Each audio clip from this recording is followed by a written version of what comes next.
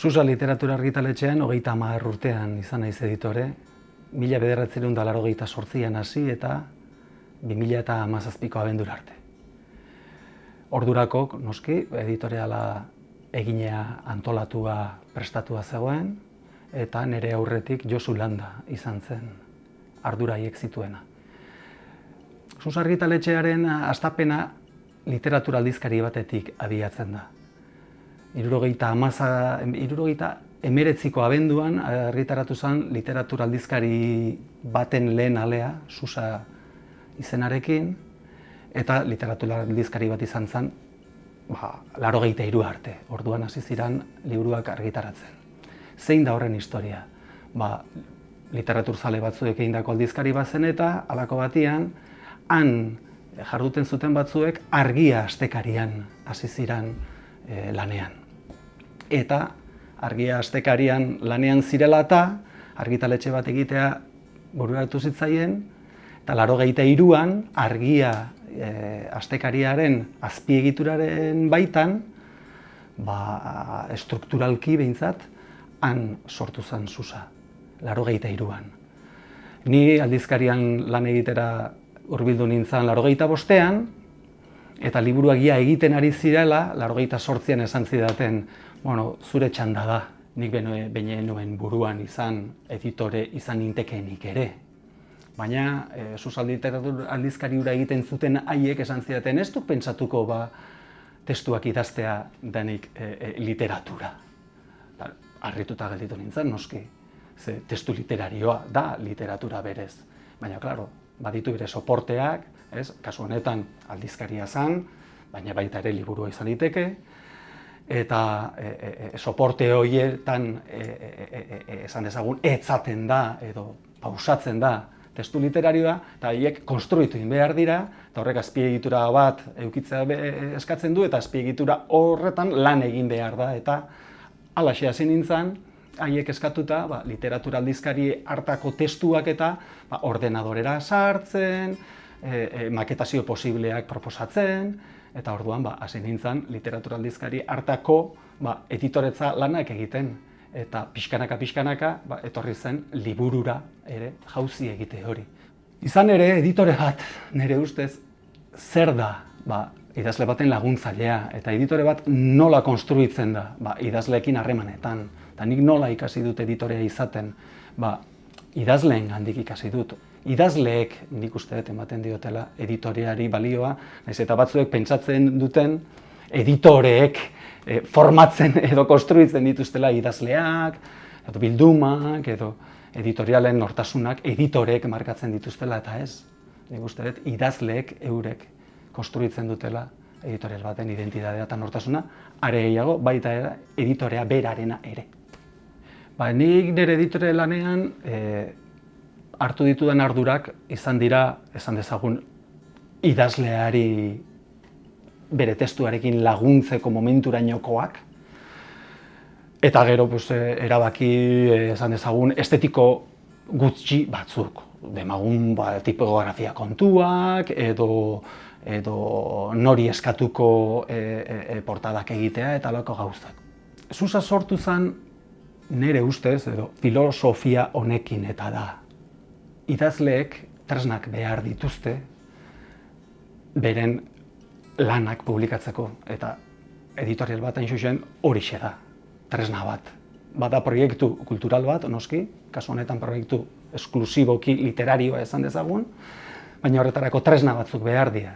Eta guk ulertzen genuen idazleen eskutan egon behar zuten tresnak zirela tresna editorialak.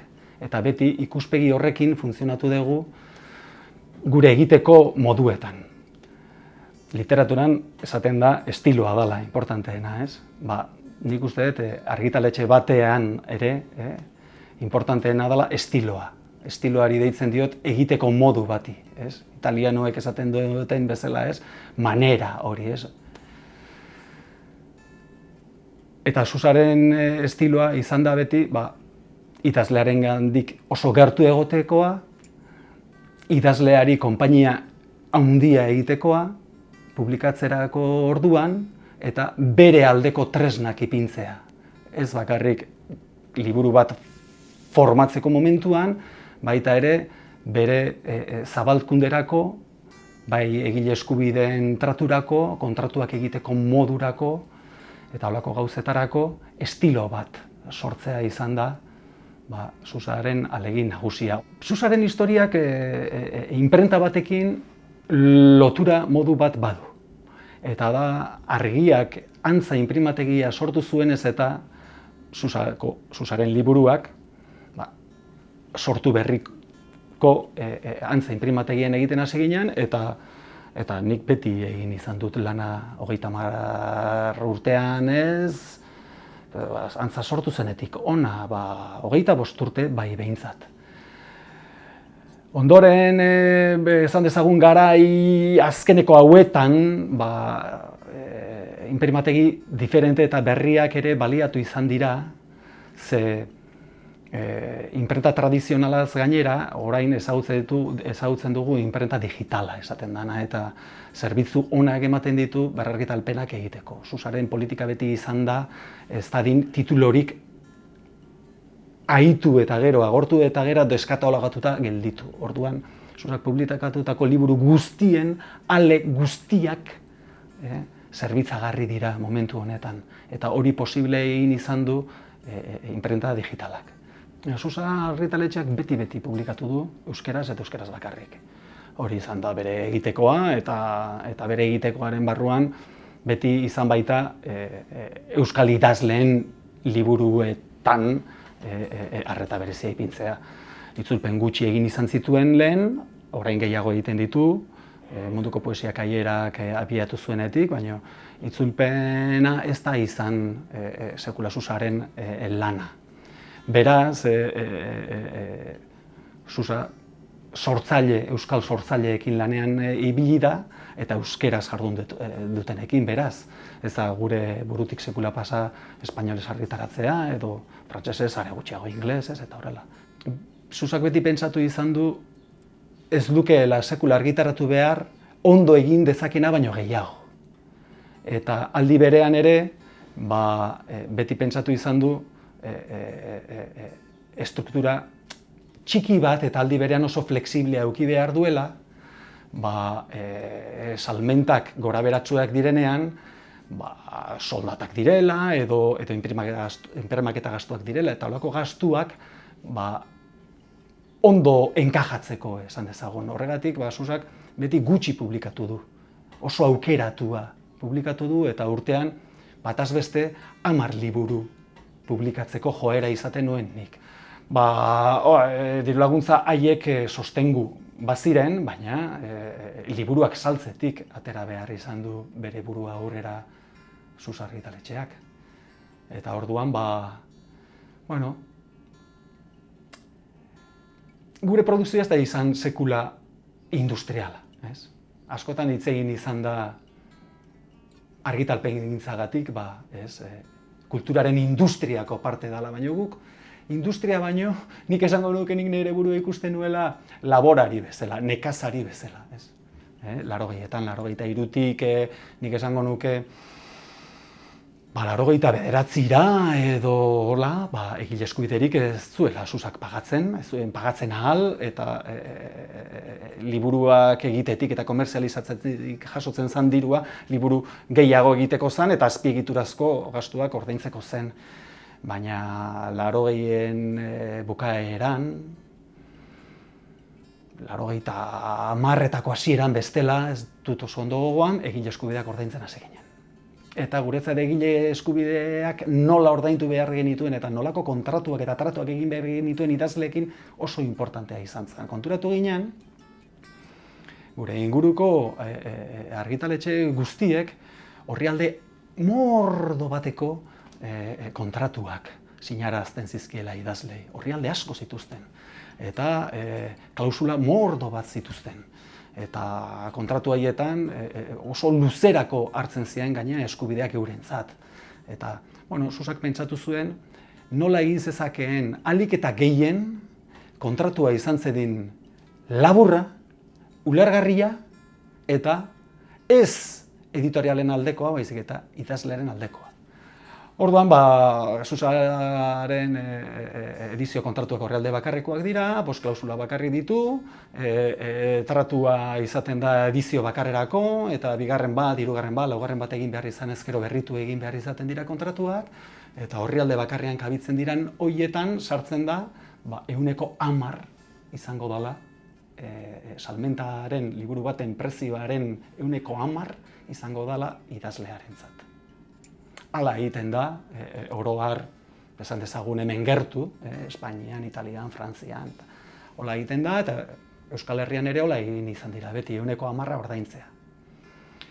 Eta hala hasi ginen, ohartu ginen arte oso gutxi zala, eta jauzi txiki batzuk eman beharra zegoela, idazlearen alde noski. Eta hasi ginen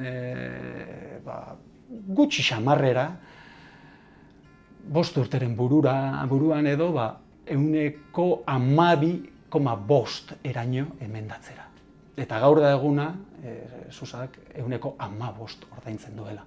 Importanteago iruditzen zait hala ere, kontratua izatea klausula gutxikoa eta laburra, ez dituelako editoreak edo editorialak hartzen beretzat, itzulpena badago beretzako royaltiak, edo zinera, edo antzerkira, edo beste formato batera pasatzeko testu literario hori, olako eskubideak beretzat hartzen ez dituelako, eta denak ematen zaizkiolako idazleari eta idazlearen alde. Orduan, badakizue, Arkaitz Kanok, edo Ider Rodríguez, edo Kirmen Uribek, eta orain, oso bizkor espainolez eta publikatzen dituztenen beren euskerazko liburuak, espainolera publikatuta eta Espainiako argitaletxeekin, Susak ez ditu beretzat eskubiderik hartzen, ez sekuestratzen, ez baitzen. Pentsatu genuen eta erabaki genuen, eta idazleekin ala kontsulta eginda, liburuak online ipiniko genituela oso osorik. Eta, hori izan da beste zabalkunde extraordinario bat, ez ezaguna, nolabait esan, Europan. Ez da egiten. Baina guri buru hartu zitzaigun, liburutegietara gure liburuak iristen baldin badira paperezkoak eta han jendeak irakur baditzake doan, zergatik ez da izango gure webgunea ere liburutegi baten izaerarekin doan irakurtzeko toki bat. Eta hala exe, testua online osorik ematen hasi ginean, nik uste 2002 urtetik aurrera. Guri pentsatu izan dugu, internet bitartezko online jartze horrek testua promozionatu egiten zuela alde batetik, eta irakurleari abantaila batzuk ematen zizkiola, liburu bat erostera joan baino lehen, frogatzeko, beretzako modukoa den edo ez, gustagarria den edo ez, eta orduan, gure zabalkundea, esan dezagun, multiplikatu egin zela. Batzuek uste dute, horregatik gutxiago saltzera pasako gineakela, eta kasu ez da hori izan, ze Susak urterik urte, edo 5 urtetik 5 urte, gero eta gehiago saldu izan du. Orduan, gure inpresioa da behintzat, ez diola testu literario kalte egin baizik eta auspotu eta zabalkunde zabalago emanez mesede egin diola testu literariori eta testu literariori irakurketari. Eta e-bookak erekin ere, zerbait pentsatu nahi genuen geure nortasunaren modukoa. Eta konturatu ginen, e-bookak saltzen zirela alde batetik giltzarrapoz. Alegia, ez testu librez baizik eta nola esaten da. Nik zuri ezin utzizko moduan. E-book bat erosi eta nik beste inori edo beste batzuei pasa ezinezko moduan. Ez dezan trafiko doainikakoa izan, beste batzuek pirateria deitzen diote horri, ez dakit zergatik, baina liburuak elkarri pasatzen dizkiogu paperezkoak, Beraz guk pentsatu genuen ere olako zerbait behar genukela egin, eta ez genion giltzarraporik jarri. Gure e-bookak batak besteari pasatzen aldizkio, paperezko liburuak elkarri pasatzen aldizkiogun bezala. Eta guri barbara iruditzen zitzaigun eta erabaki genuen liburu guztiek, elektroniko guztiek izango dute prezio bera. Eta izango da merkea. Eta hain merkea ze ez du 5 iritsi behar, 5 eurotara. Eta 3ko prezioa jarri genien denei. merkatuan ez zegoen modu bat asmatu genuen. Eta egile eskubideak kasu horretan, berdindu zitezen nolabait esateko paperezko liburuen egile eskubideen kopurura, demagun 20 euroko liburu batetik, 2 eramaten ditu idazleak, guk pentsatu genuen. Ebuketan egin dezagun gauza bera, beti kobra dezala 2. 3 eskatuko dizkiegu erosleari, 2 emateko idazleari eta euro bakarrarekin gelditzeko editoriala. Bueno, horiek izan dira gure zabalkunde moduak,